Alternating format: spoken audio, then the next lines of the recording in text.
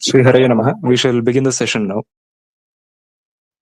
Shri Guru Bhyo Namaha, Shri Paramaguru Bhyo Namaha, Shri Adi Guru Bhyo Namaha, Shri Mula Guru Bhyo Namaha, Shri Madananda Tirtha Bhagavad Padacharya Bhyo Namaha, Shri Veda Vyasaya Namaha, Shri Bharate Namaha, Shri Saraswati Namaha, Shri Vayave Namaha, Shri Mahalakshmi Namaha, Shri Narayanaya Namaha, Shri Haraya Namaha, Moksha Prada Shri Vasudevaya Namaha, Krishnaya Vasudevaya Hare Paramatmane Pranatakleshanashaya Govindaya Namo Namaha, Hare Rama Rama Rama Hare Hare Hare Krishna Krishna Krishna Hare Hare. नारायणं नमस्कृत्य नरं चैव नरोत्तमं देवीं सरस्वतीं व्यासं ततो ग्रन्थमुदीरयेत् नारायणं सुरगुरुं जगदेकनाथं भक्तप्रियं सकललोकनमस्कृतं च त्रैगुण्यवर्जितम् अजमिमातिमिषं वन्दे भवघ्नमरासुरसिद्धवन्द्यम् अविकाराय शुद्धाय नित्याय परमात्मने सदैकरूपरूपाय विष्णवे सर्वजिष्णवे नमो हिरण्यगर्भाय हरे शङ्कराय च वासुदेवाय ताराय सर्गस्थित्यन्तकारिणे एकानेकस्वरूपाय स्थूलसूक्ष्मात्मने नमः व्यक्तव्यक्तरूपाय विष्णवे मुक्तिहेतवे सर्गस्थितिविनाशानां जगतोऽसि जगन्मयः मूलभूतो नमस्तस्मै विष्णवे परमात्मने.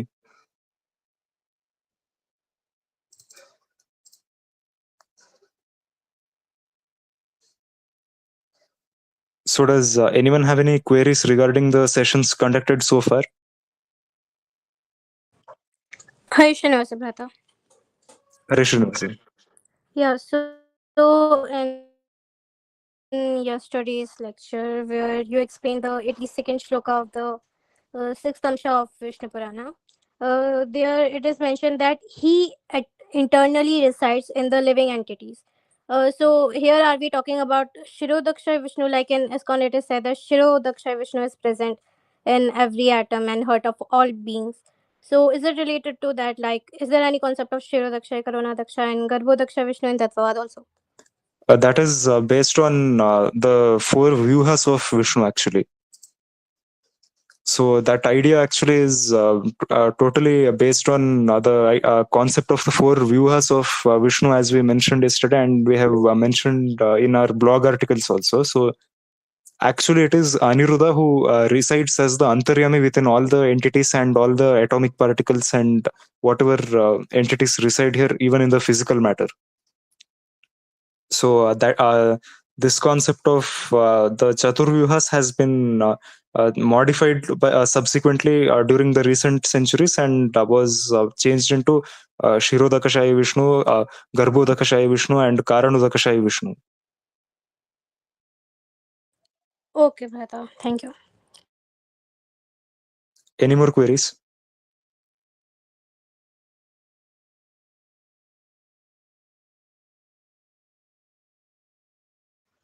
Hare Rama Brata, I have a question from the Vishnu Purana.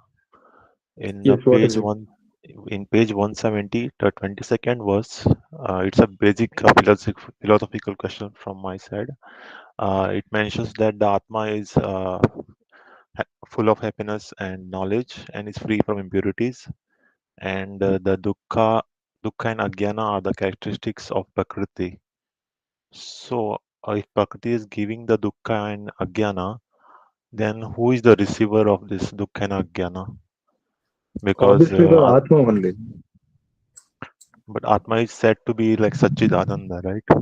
It is always happy and full of knowledge and eternal. Mainly, those are the characteristics of Paramatma. That is not the characteristics of the Jivatma, but because the Jivatma is like a reflection or Pratibimba of Paramatma, it is said to have similar qualities in a much smaller fraction.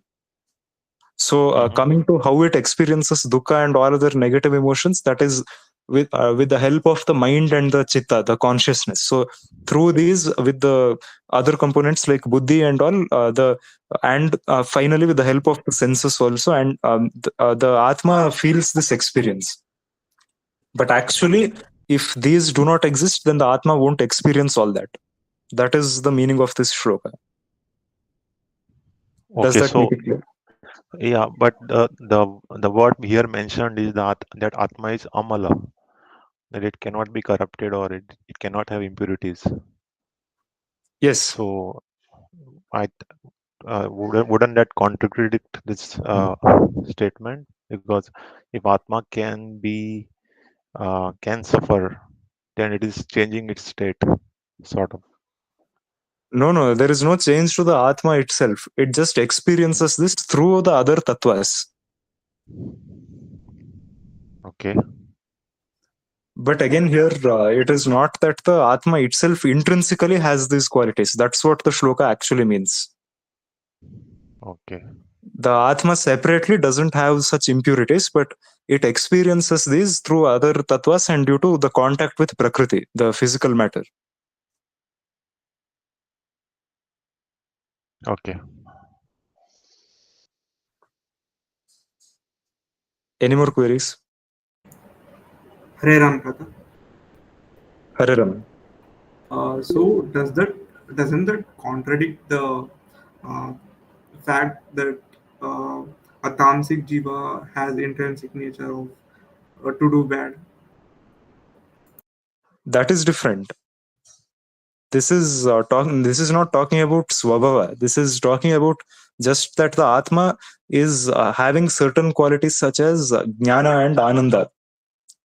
Actually, this is with reference to Paramatma because the Atma is said to be his reflection. The Atma has similar qualities in a smaller fraction, but again, the Tamasika Jivas and the Rajasikas are those who have a liking for such things.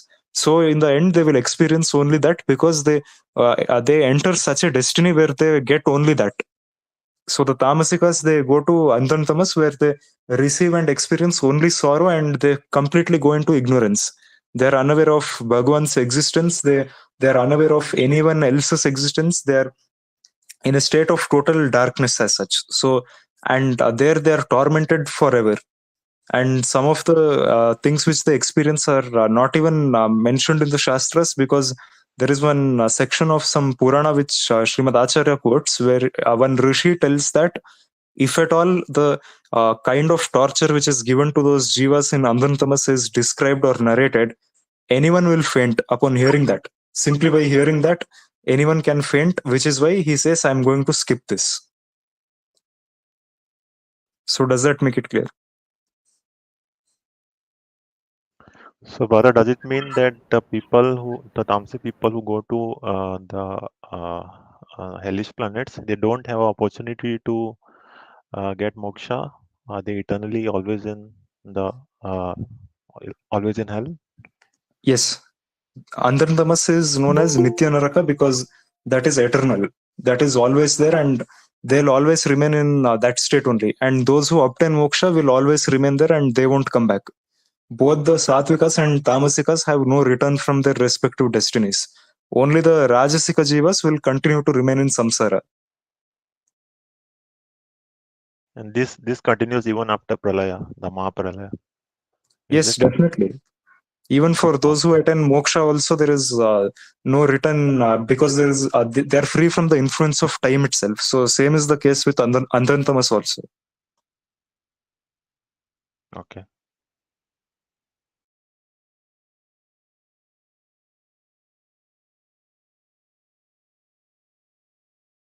Hare Srinivasa Bhrata. Hare Srinivasa. Yes, sir. My question was that why doesn't Bhagwan change the doshas of doshapurna satvikas?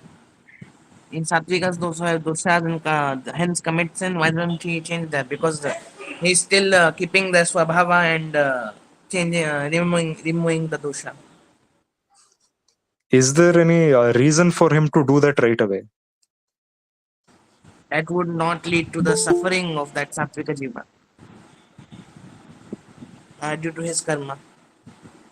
Yes, but as long as the jiva is in samsara, the jiva is always under the prabhava or influence of the trigunas and all other material elements in nature. So as long as the jiva is there, the jiva will be influenced by that, and that is why for that to happen, Bhagwan will do that. But if that jiva becomes an aparoksha jnani and is immersed in him completely, so the question will be: is the jiva doing it from his side?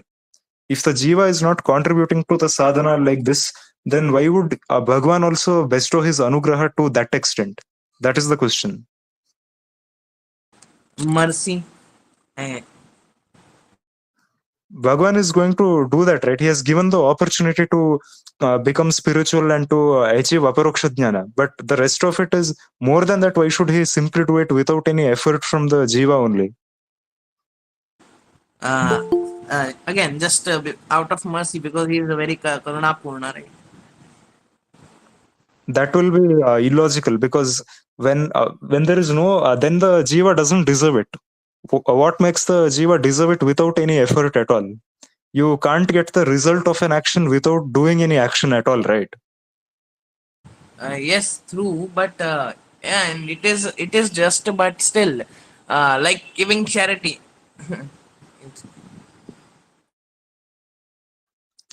That is again not the way it works, because when you give charity also, you don't give everything valuable to you also, right?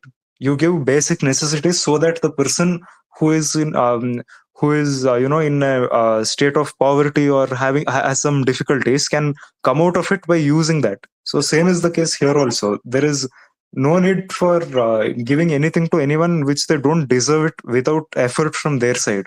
Because if there's zero effort, then it will simply not make sense why the jiva deserves to achieve moksha and have endless amount of ananda. So unless the jiva applies this knowledge and seriously practices bhakti, that is paripakva bhakti, after achieving aparoksha jnana, that is when the jiva will completely attain Bhagwan's grace and will also deserve that position. And because of that, Bhagwan will also totally remove all the external influences from that jiva completely. That is why in the very second shloka of the Mahabharata, which says Narayanam Suragurum Jagadekanatham Bhaktapriyam Sakala Loka Namaskritam Cha Traigunya Varjitam Ajam Vibhumadhyamisham Vande Bhavagnamamarasur Siddhavandyam. Bhavagna, which means Bhagwan is the remover, because here he removes those the external influences which influence the Atma, which is anything but the Atma. So the effect of the mind, the buddhi, chitta, prakriti, and everything else, that is indeed removed by Bhagwan. But again, for that there should be effort from the jiva side also, and that is the main reason why even among the jivas there is a permanent gradation or taratamya. So that is the main reason, because certain jivas can perform sadhana differently, and certain jivas are prone to defects also. Do you understand? Yes, basically, Bhagwan is doing justice. Yes, that is the case here. Yeah. So, in accordance to one's capacity, he bestows what they deserve. Because in the Bhagavad Gita, he says no, he is not partial to anyone at all. So, even to whether they are sattvikas, rajasikas, or tamasikas, he is never partial to anyone. But those who propitiate him with bhakti, he bestows his mercy on them, and he gives them jnana, and he makes sure that they achieve the destiny which they deserve. And the others who are other me's or who are materialists, they will also achieve the destiny which they deserve. Yes. And it also does not change the Swabhava, because it is like killing the soul. Because Swabhava is the eternal identity of the soul.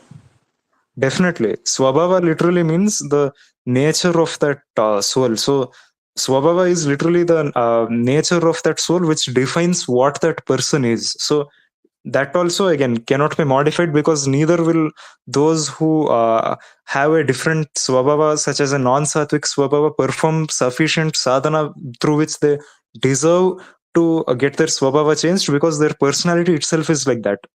And they will again not be able to have a liking for bhakti or anything to do with spiritualism also. So again, Bhagwan is not partial to anyone, so he won't interfere in how everyone is. He just gives them what they deserve. Does that make it clear? Yes, indeed. He's just and partial. Sorry, impartial. Yes. Yes, he is impartial. Yeah, but Karuna also entails partiality or not? That is not partiality. That is giving them what they deserve again, because he bestows his mercy only on those who actually do good and who are sattvika people. So they deserve it. They deserve what they get. Got it. Got it. Thank you. Regarding Swabhava binding the soul, there is no mention of binding anywhere in the Shastras. The only thing which binds the Jiva is wrong knowledge and the influence of Prakriti and the other gunas of Prakriti. There is nothing else which binds the soul as such, because Swabhava is the soul itself. It is like sugar and its sweetness. Without the sweetness and other qualities of sugar, it's not called sugar at all. So, same is the case here. But Brata, doesn't the Bhagwan and the Atma have an eternal relationship with each other as a Swami and a Sevak? See, that is the ideal relationship which one should have, but again, the not everyone will like that. Not everyone has a liking for it, because again, in the Bhagavad Gita only, it is stated that the even the karmas and the kartru, the doer of those actions, the actions and their doers are all of three categories: satvika, rajasika, and tamasika. So again, their characteristics are elaborately defined in the initial shlokas of the 18th adhyaya of the Bhagavad Gita. So there it is stated that Satvikas are those who are naturally open-minded, who like practicing non-injury to other living beings, and who actually are energetic, and who use their time and resources wisely. But the Rajasikas are those who are full of energy, and who have outbursts of emotions, and who are not in equanimity. And the Tamasikas are those who are overcome by the quality of tamas, and who are generally inactive, and who always think of creating trouble and causing destruction to others. So again, everyone gets what they deserve. So obviously, one cannot say that the committer of the worst kind of crimes, a cannibal who is always like that, and who always is an adharmi, and who has a liking for adharma, will sooner or later get moksha. That is not the case, because by that logic, both person A who gets a lot of injustice and person B who does a lot of injustice to person A, both will one day be in the same destiny. But again, both of them obtaining the same destiny is logically not correct, and it is not doing justice to person A at all, because it would imply that even by doing n number of adharma and papakarmas, even then also person B will achieve the same destiny. So again, that is not doing justice to person A. So as said previously, Bhagwan is always impartial. So he will ensure that everyone gets what they deserve according to their nature and according to their liking, because it is they themselves who choose what they get and what they want to do given any opportunities. Because as said previously also, a knife in the hands of a surgeon will save lives, but if you give the same knife or a small blade also to a murderer, even that small blade will be used to murder. And even if you give a small thread also, still the murderer will try to kill someone or to cause trouble only. The murderer will never think of saving anyone. But if you give even limited resources to a doctor, the doctor will always try to save someone's life. So same is the case here also, and this is how Swabhava is. Because as we explained previously also, even in the Mahabharata, there is a mention of how Indra and an Asura learnt the Vedas, but finally, both of their conclusions were different. It was not the issue with the Vedas or with the way Brahma explained it, because his explanation was one and the same, and the contents of the Vedas which he narrated were also one and the same. But again, both of them concluded totally different things. Do you understand? Yes, Brata. But to get moksha, don't we have to rise above the sattva guna? No, only by having sattva guna only one can practice. One can attain moksha and practice bhakti properly. Otherwise, without sattva guna, then what else can be done? Again, if there is absolutely no guna and the soul has no qualities at all, then it is like an inactive stone.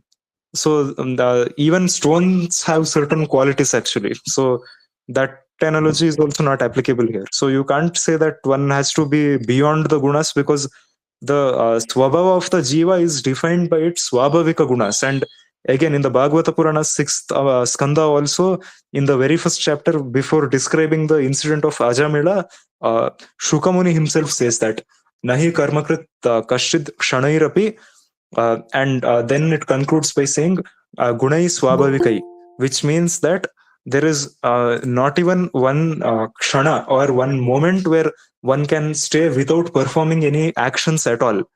But all the time, everyone is performing some or the other actions in accordance to their swabhavika gunas, those gunas which are natural to them. So one cannot go beyond or transcend the gunas which are literally their nature or what define them. Do you understand? Yes. So Bhratati So like to live in Andhatamas. they don't like to live in Andhantamas exactly, just like how a criminal doesn't want to go to jail or get executed, but they deserve it. We cannot be happy with such people living here, or it won't be peaceful for any other jivas.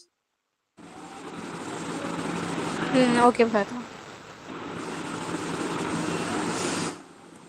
Another thing is that they could always stop sinning and approach Bhagwan. They always have that option.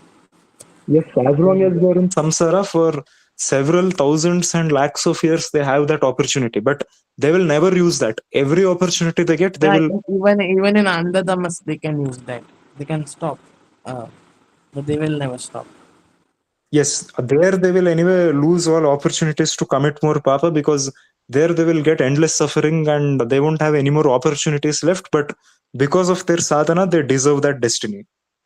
Hmm. Yes, indeed.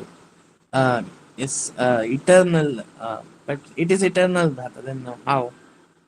Because if they don't do papa karmas after going to Andhatamas, then how is it eternal? Could you elaborate what you mean? I mean, if after going to Andhatamas don't have any opportunity to do papa karmas, then if the papa karmas in samsara are only finite, then why is it eternal? Same reason why moksha is also eternal, because again they deserve it, because that is how they are. I mean, they deserve to be there. Same way why in even in a court also, for certain crimes people are given life in prison or a sentence of 100 plus years. True. But see, first of all, the Chatvika Jivas, it's good. Like giving something like good that is more than deserved is different, and giving something bad that is more than deserved is different. They And the totally deserve 100, it. Simply because they did something for a certain finite period doesn't mean that they don't deserve infinite torture or ananda. Because again, the thing is that they their qualities and the kind of actions they commit, that determines that they are fit for so and so destiny. So same is the case with the Satvikas also, because once a person attains aparoksha jnana, all they want at any cost is to be with Bhagwan permanently and to remember him, because that is how they attain the mindset and the status of practicing bhakti continuously non-stop. So from then on, they will always be in contemplation of Bhagwan, and that won't stop even once they attain moksha also, except that there they will be able to practice bhakti perfectly with every single action they do, similar to pretty much the same way how they are when they are aparoksha jnanis, but they will be fully free from the other defects like janma, mrityu, and jara, vyadi, all that. So they will no longer have the defects of samsara, because they have attained that state where they deserve it, and they have used every opportunity they got to only do good and be good. So similarly, same is the case with the tamasika jivas also, because they've already used every opportunity to cause only harm to others and to trouble others. So obviously after one point it's too obvious that any opportunity given, again they have fully manifested their swabhava. So once they reach that position, they've also completed the sadhana required. So that is when they fall into andantamas, because they have proven and shown that that is all they are, and that is what they deserve finally. Do you get it now?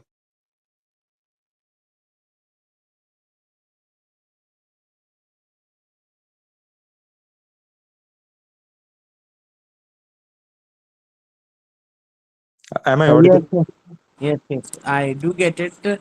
But yeah, Bhagwan could destroy them too. But well, I mean, eternal destruction. Why don't they deserve that instead of suffering? Because if they are destroyed, then they will not get what they deserve for what they did to others, right? They will just stop existing in few moments, and again they will not get what they deserve. They won't experience the same suffering they've given to others. See, it is like an escape if they get destroyed like that, or if and again, there the Atma is first of all indestructible. But if we overrule that also, that is logically not correct, because again, they that is an easy escape route for such people. Then they will again, they would have given so much suffering to others, but they won't get any suffering at all in return to the extent that they have committed.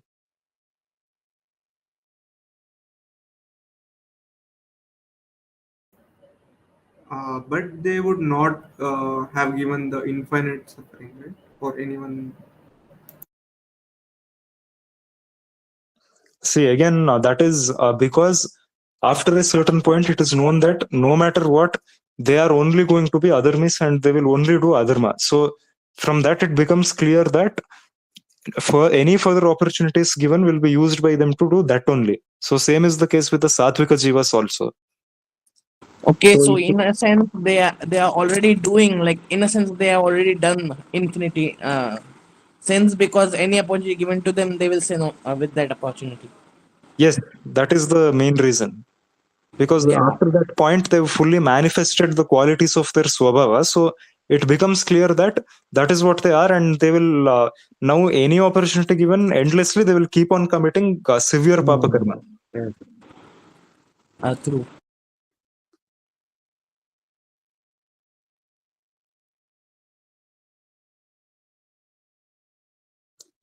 That shloka of the Bhagavad Gita is talking about the material gunas. That is not talking about the swabhava of the jiva itself. Because again, in the 18th adhyaya and elsewhere also, so many qualities are defined as swabhava. So, and most of the translators, 90% of them, especially, I think all of the English translators have wrongly translated this as qualities born of nature or qualities of material nature, and they've made it much more misleading here. But these shlokas are clear-cut pramanas supporting the Tattvavaadi stance on this, actually. So anyway, this shloka is talking about the material qualities of Prakriti, which is Prabhava, not Swabhava.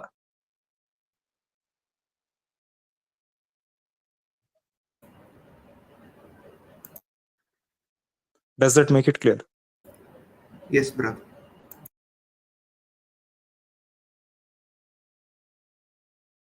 Yes, Duryodhana was the avatar of Kalipurusha. That's why he was supposed to receive the lowest position Andantamas, and that was made clear even by Krishna himself. And he is actually the best example, because he had the darshan of Krishna's Vishwarupa when Krishna gave him so many chances, and even the day before the war, he was finally given the chance to still do some amount of justice to the Pandavas and apologize for his actions. But what did he do? He became angry instead, even after seeing Krishna's Vishwarupa. Everyone else felt blessed, but he literally saw his Vishwarupa and he became more angry and started hating Krishna more. Then he was ready to even arrest Krishna, but he was stopped from that, and that is obviously not possible for him. But still, you can see here that he didn't get knowledge, or he didn't even feel like surrendering to Bhagwan. He became more angry and his hatred increased, because that was his swabhava. He was intrinsically tamasika. Same is the case with all other Rakshasas like Hiranyakashipu, Hiranyaksha, Ravana, Kumbhakarna, all that. Even they also, at one point, they knew what adharma and dharma was, but they couldn't discriminate between them properly. And they finally, even after knowing that also, they finally chose adharma, because that is what favored them and they felt was suitable to them. even in the Mahabharata, Duryodhana himself says in one shloka somewhere, in I think in the Adi Parva or Sabha Parva, if I'm not wrong, that he says, I know that this is dharma and this is adharma, but still I have a natural liking for adharma. That is what he says as his a justification for his actions.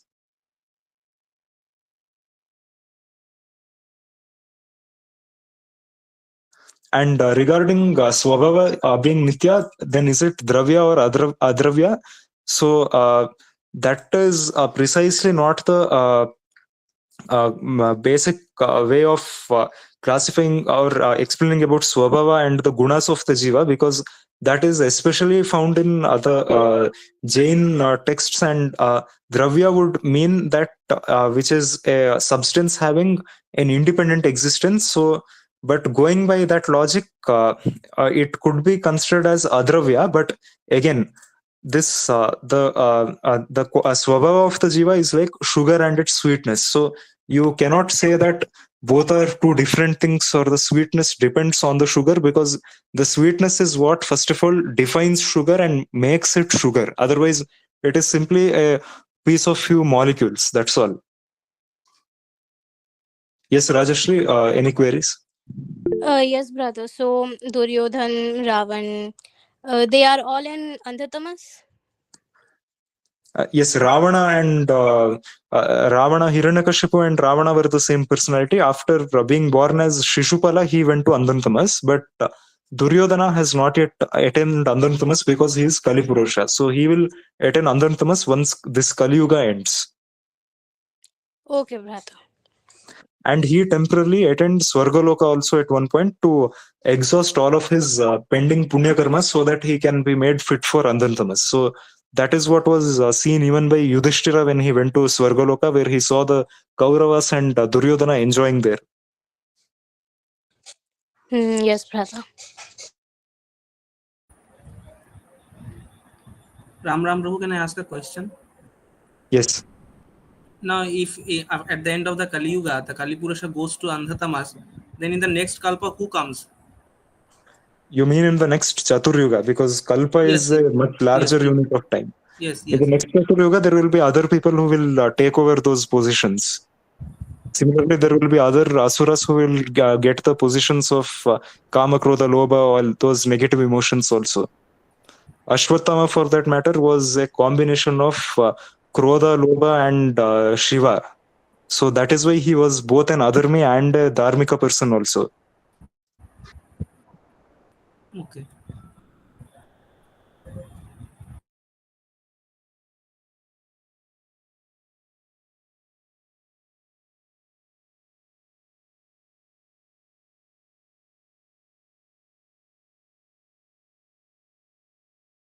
Yes, and Radha and Tamsika Jivas can never be compassionate. That is all. Swabhavically. Yes. By Prabhava, by due to influence of Sattva Guna, they can in between have certain good qualities. But again, as time progresses, every jiva will slowly start manifesting its Swabhava, and finally those Tamasikas, when they get sufficient opportunities, they will choose to be Adharmis, and they will fully renounce all their good qualities, and they will totally become Adharmis. So that is when the sadhana gets completed actually. Yes.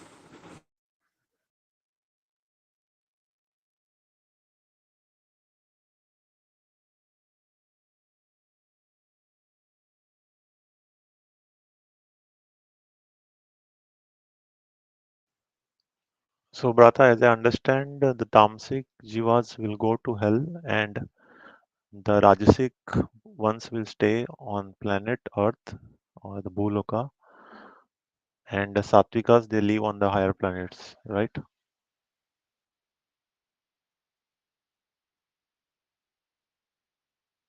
Am I correct in that?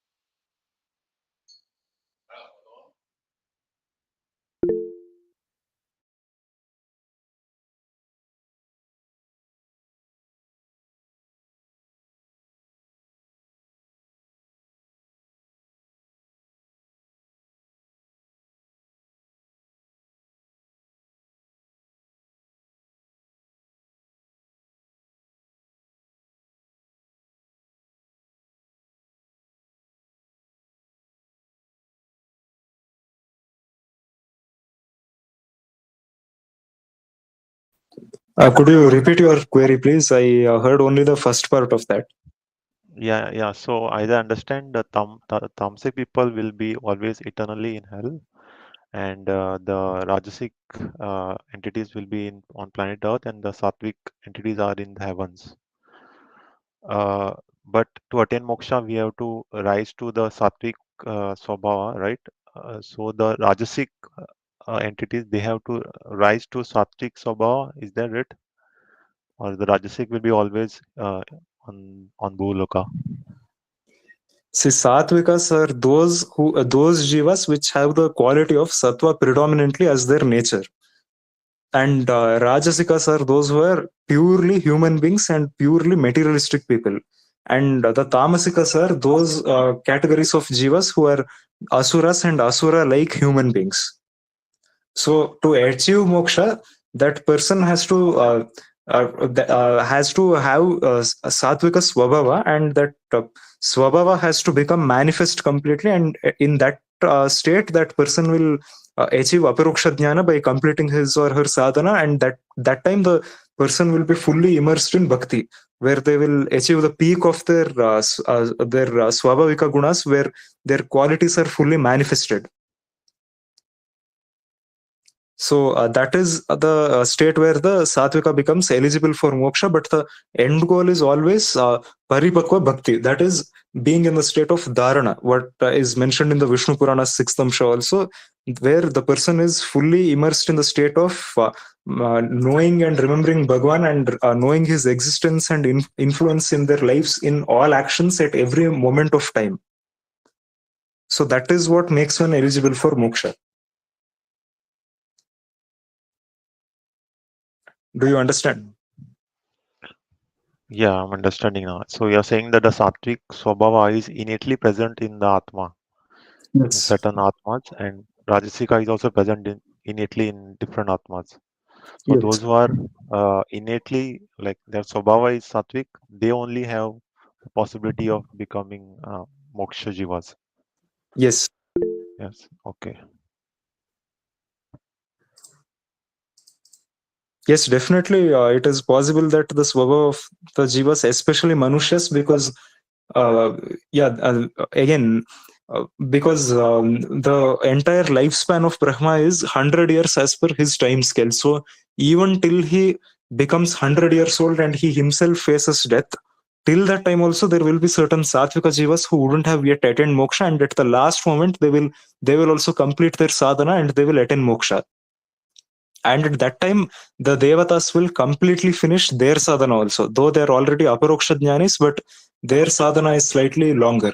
So at that time, the devatas will also, and other entities will also fully finish all the duties which they have, and at that time, all of them will finally attain moksha during Mahapralaya. So all the Satvika Jivas which exist in the Brahmanda at one given point of time during one Brahma's lifespan, at the end of his life, they will attain moksha and they will go to Vaikuntha. So by the end of his life, all the Tamasika Jivas there also will attain Antantamas because of committing too many Papa Karmas.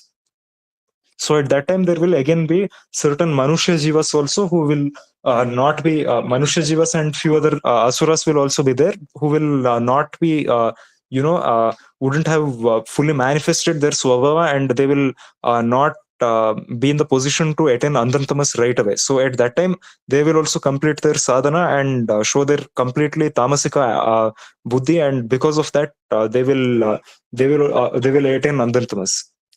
And the Rajasika Jivas, they will permanently remain in samsara no matter what. So the final end goal for any jiva is, for that matter, to manifest their swabhava and remove all the influences of their prabhava. Does that make it clear? Yes, brother. Yes, this is better. So any more queries? Can I ask a doubt? Yes. Yes, I mean in Andhadamas there is no Ananda, right? No. Now, I mean, there are many texts which clearly says that Jiva is Jnananandamaya Swarupa. Now, when Ananda is a Swarupa of the Jiva, then how can it cease to exist at one point of a time?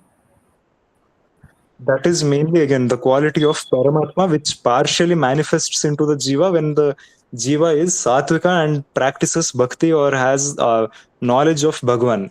And again, again Jnana and Ananda, all these traits are mainly obtained due to Paramatma only, and that too in very small amounts.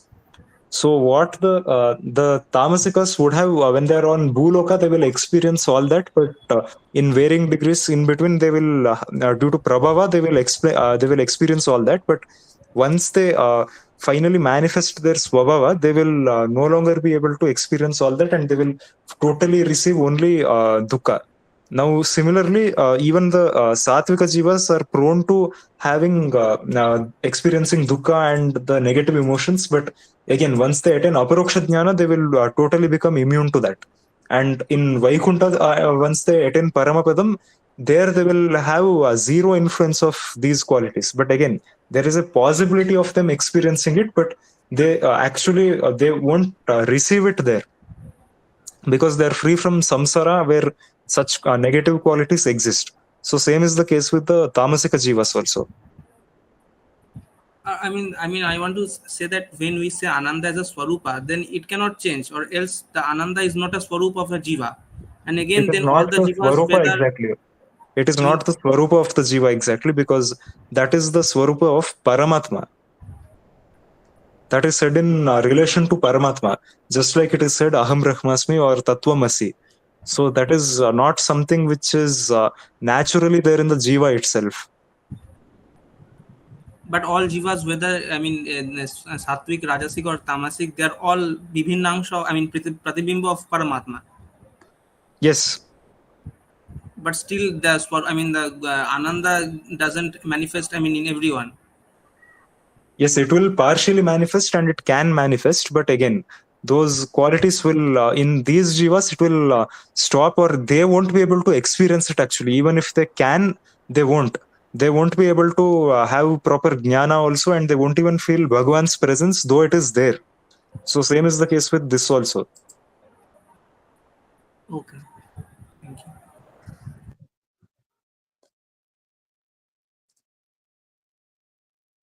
Any further queries?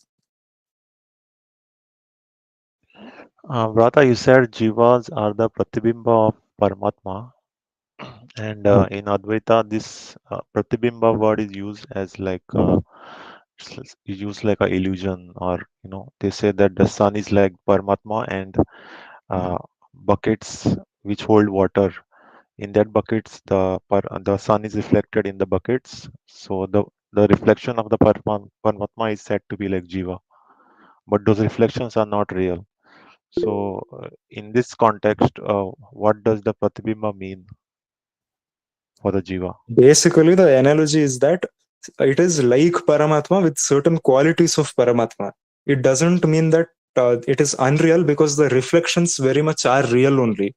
They're not the same as they're not truly having the qualities of the real sun, not the size, not the effulgence, not the the fuel and the amount of mass it has, or not the amount of heat that the sun itself produces, but again they partially have a fraction of those qualities. So this their analogy is wrong, that it means that the jivatma itself is not a real entity as such, and it's an illusion, because the reflections do exist. There is an image of the sun which is reflected in water. So similarly, the jivas are again, this analogy is used primarily to indicate that the jivas are aswatantra. They're non-independent and they're dependent on Paramatma for their existence. Without Paramatma, they will not exist at all. But Paramatma exists with or without these. So same is the case here also, and they have certain similar qualities like Paramatma, but they are a very small fraction of it, and they just look like Paramatma, but they are not. So same is the case here. That is why the jivas are said to be pratibimbas or reflections of Paramatma. Do you understand that? Yeah, so the Jivas have the qualities of Paramatma, but in minute quantity. Yes. Yes. Okay.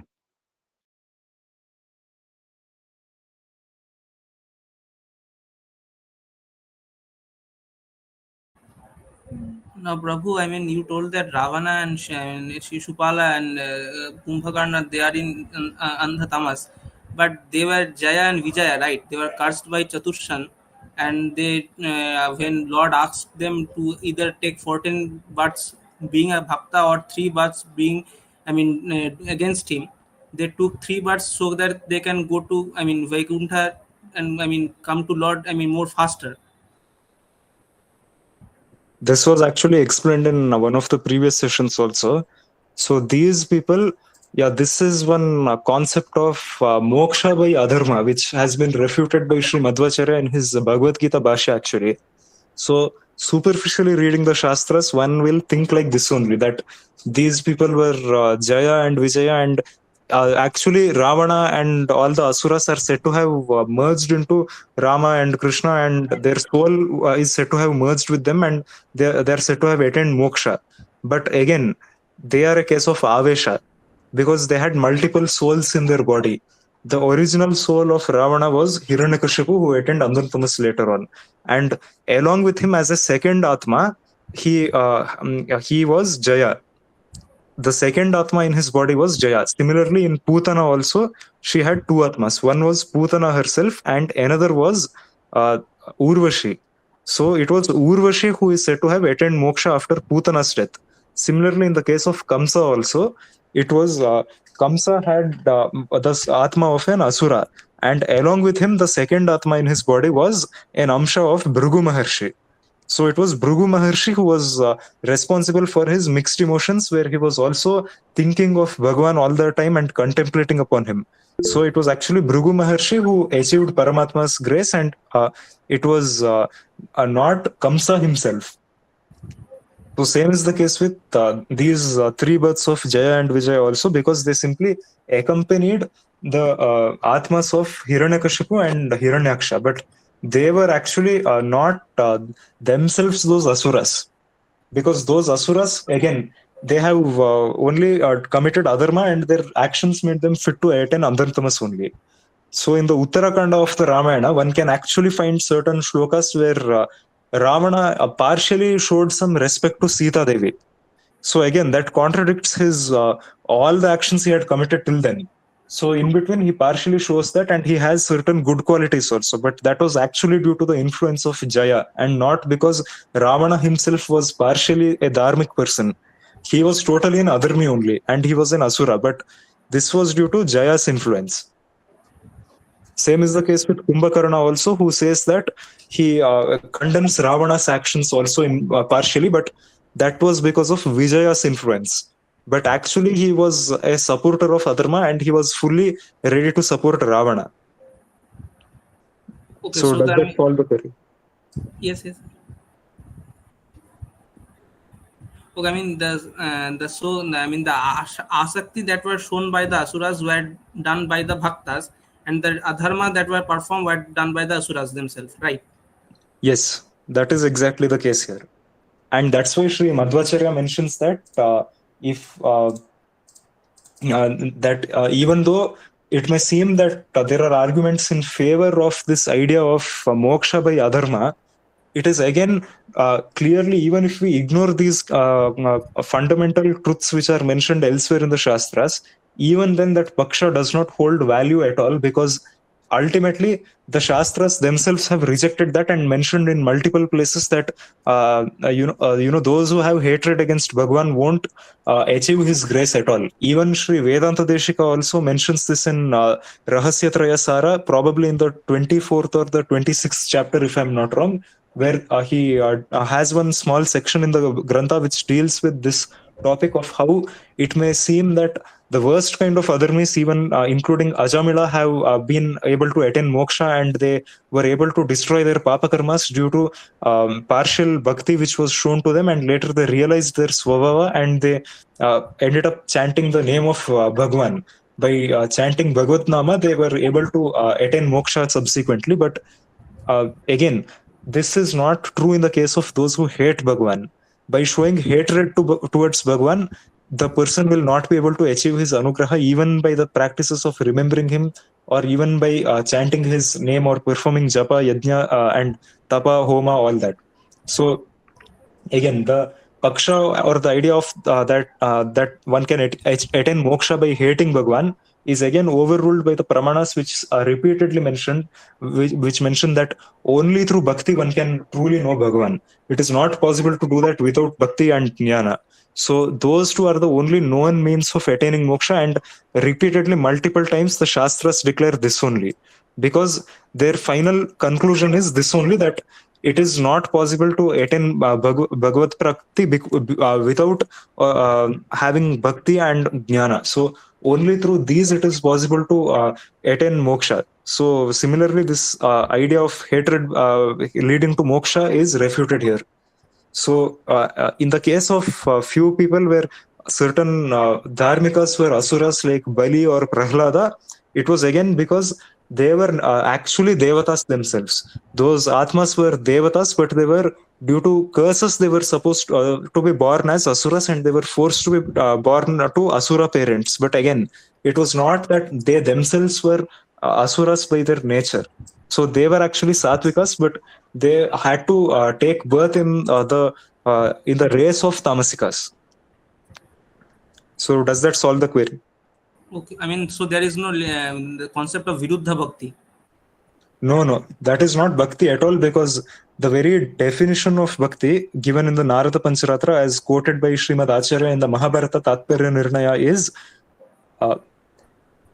the very definition goes as Mahatmya Jnana Purvastu Sudrudaha Sarvatodhikaha Sneho Bhakti Riti Prokta Taya Muktir Nacha Anyata, which basically means that the love for someone which is exceeding everything else, which is firm with knowledge of that person's greatness, is bhakti. There is mukti only through this and not through any other means.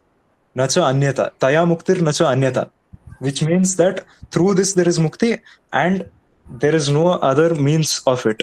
So this means that anything else which is in opposition to bhakti cannot lead to moksha.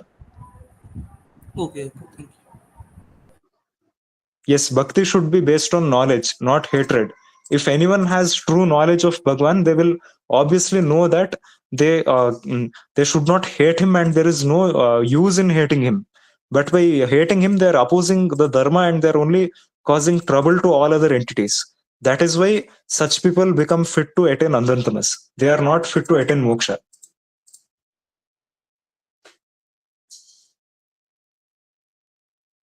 Any further queries?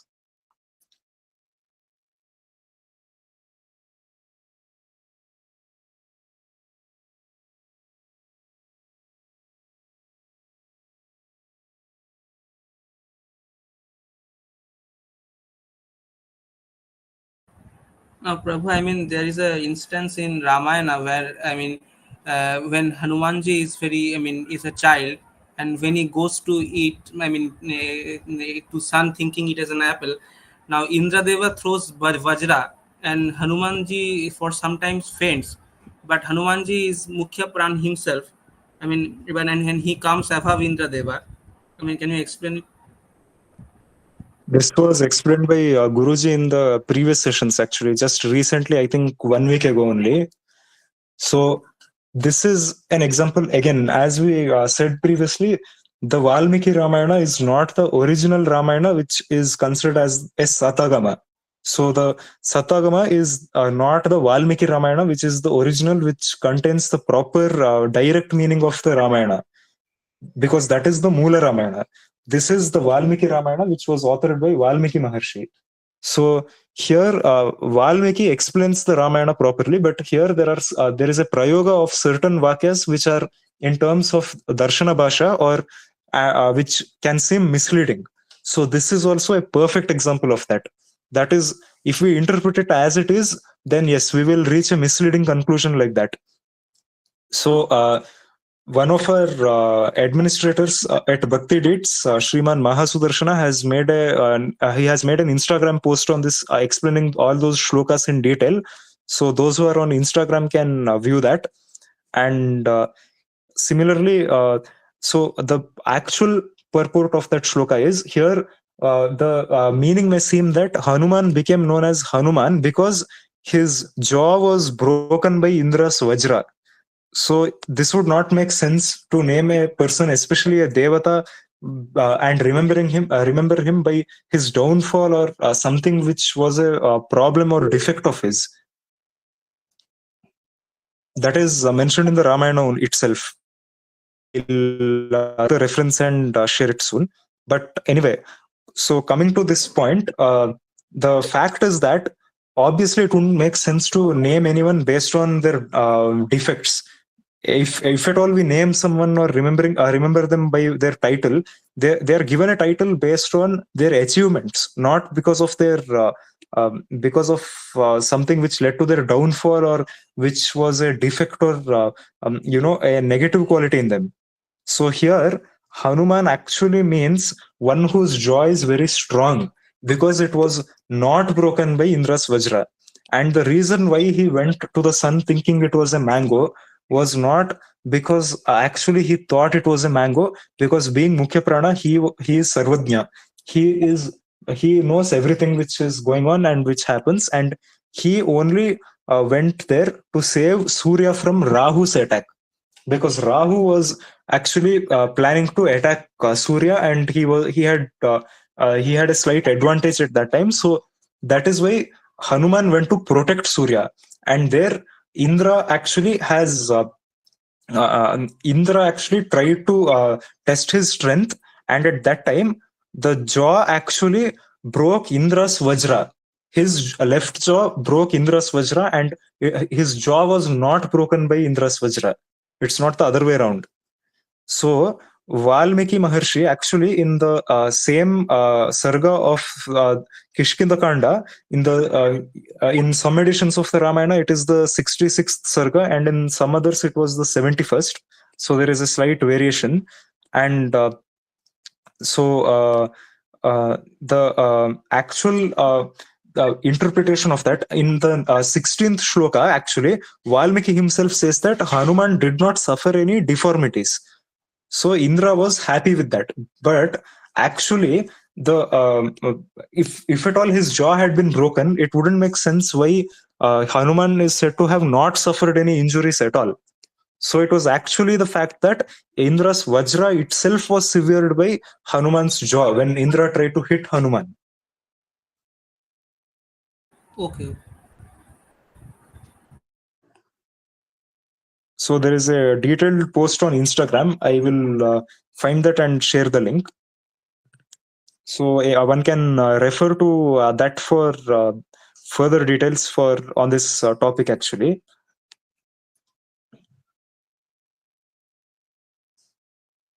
Okay, the link has been shared in the chat box. One can refer to that for the link.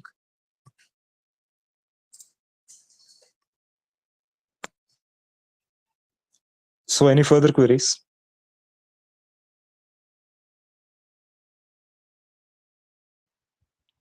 Brata, I have one more question.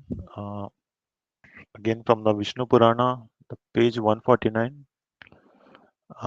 In that it is mentioned that the Bhagavad Gita verse is quoted,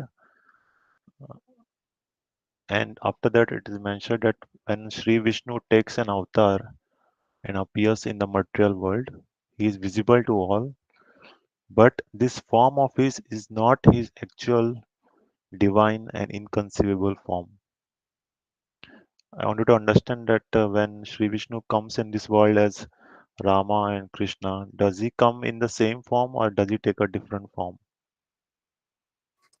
See, here there is a quotation from the Bhagavad Gita also, which says, Naham prakashah sarvasya yoga maya samavritah, which means that he is not manifest to everyone because he is covered by yoga maya. That is his energy, that is himself actually. His Shakti is himself. So because of his illusory energy, he is not manifest to everyone. Actually, if you see the previous pages of the same translation we have published, we have also mentioned how we have quoted Pramanas, how actually to obtain the sight of Paramatma, one has to perform sadhana and attain aparoksha jnana, because even in the Kata Upanishad and Mundaka Upanishad, it is said that the actual form of Paramatma is Achintya, and that he is unmanifest actually. He is not visible to anyone, and no one can see his form with the physical eyesight. Now, when he took an avatara, he was visible to the physical eyes itself of most of the jivas, and he was visible even to the asuras and all the rajasika jivas also. So obviously, those people wouldn't have attained moksha, because seeing his form as one's antaryami is what is the sight of his actual form. And that form, when one sees Bhagwan as one's own antaryami within one's atma, it is the atma which sees that and which attains the sight of his form due to his anugraha. So due to his grace, one achieves the sight of Paramatma, and that is when they are said to have attained the state of dharana, where they are permanently having the status of paripakva bhakti henceforth, and they are well aware of Bhagwan's presence and they can always feel it. So because of that, they become eligible to attain moksha, and usually such people who attain the state of dharana will attain moksha within the same janma itself. Otherwise, if they don't, it is due to a higher amount of prarabdha karmas, but that will also be exhausted soon enough, because henceforth they won't be performing any more karmas at all. They'll be performing akarma. That is literally not that they are inactive or don't perform any actions, but rather their actions do not produce any karma phalas at all. So here what is meant is that when Bhagavan appeared and took avatars, he took up a form which is physically visible to the physical eyes, but that is not his actual form, which is not tolerable to the sense organs. Because if that were the case, then no one would have been able to see him actually. Do you understand the point now? Yes. So, but still, it is a divine form, right? It is not a material form made of Panchabhutas. No. Because in the Varaha Purana 73rd Adhyaya only it is stated that tasya prakrita murtihi mamsa. There is one shloka which goes like that, saying that he does not have a physical form made up of bones or flesh. So again, this is it has been stated multiple times clearly that the body of Paramatma, even the body which is visible to the material senses, is not made of the Panchabhutas or Prakriti. So he is always, he himself is a whole. He is a complete entity. He is not composite. So he's complete in himself, and he does not have parts or portions as such, and he is totally free from the touch of Prakriti or any of the objects which are dependent on him. So here also, when he appears, he it is just that he takes up a form which is visible to the material eyes. Does that make it clear? Yes, now understood, brother. Thank you. Yes, Rajashri, any queries? Yeah, brother. So it is true only that even after getting killed by Bhagwan himself, these tamasic jivas don't get moksha.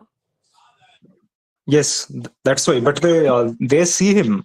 They see him when he takes up an avatar. So again, that is why his the form which he obtains when he takes an avatar is not his actual form, because again his actual form is said to be achintya and achintya divya. So again, that is why his actual form is not visible naturally, and those who see his actual form actually will achieve moksha, and only those who achieve his grace can be able to see his form in the first place. So otherwise, other than them, no one else will be able to naturally see his actual rupa. Okay, brother. Thank you. Now, Prabhu, I mean, during the pralaya, when Bhagavan is in Vatapatra Shai, where is Vaikuntha there? Vaikuntha is separate from that. Again, in the Bhagavata Purana second skanda only, in one of the chapters, there are few shlokas mentioning the description of Vaikuntha elaborately, where it is said Nakala Vartate. So it literally means that time does not have any influence there. So Vaikuntha is free from all the effects of pralaya and everything which happens, even Andantamas also for that matter. So there is no influence of time, and no matter even if infinite years pass also, there is absolutely no change there. So that is free from the influence of all these things. so Bhagavan comes. I mean, the Bhattapatra Shai Rupa is outside. I mean, it's outside Vaikuntha, right? Yes. Actually, Vaikuntha or any of those lokas are said to exist in Bhagwan himself. So, in the sense that it is like how a room exists inside a building and is dependent on the building for its existence. It has no separate existence as such. That is the same thing which we had mentioned yesterday, where in the Bhagavad Gita, Bhagwan himself says that Mani sarvastitaha. So, which means that everything is established in me. So, it means that all entities depend on him for their existence, just like liquid in a container. So, same is the case here also. Except that Vaikuntha is separate from the Brahmanda, so there is no influence of time and anything else which affects Vaikuntha or the entities in Vaikuntha. Okay. Any further queries?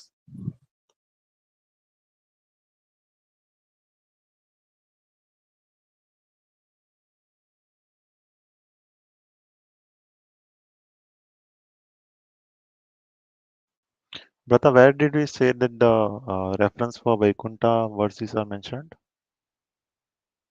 You mean the ones from the Bhagavata Purana? Bhagavad Purana. Okay.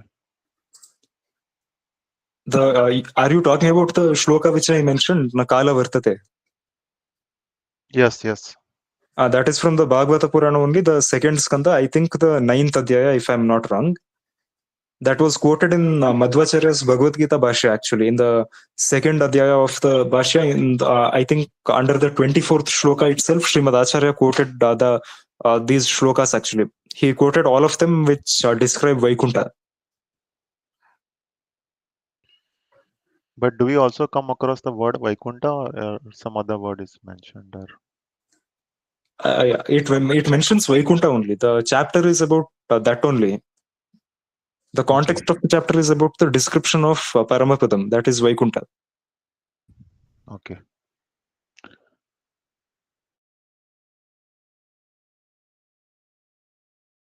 Any further queries?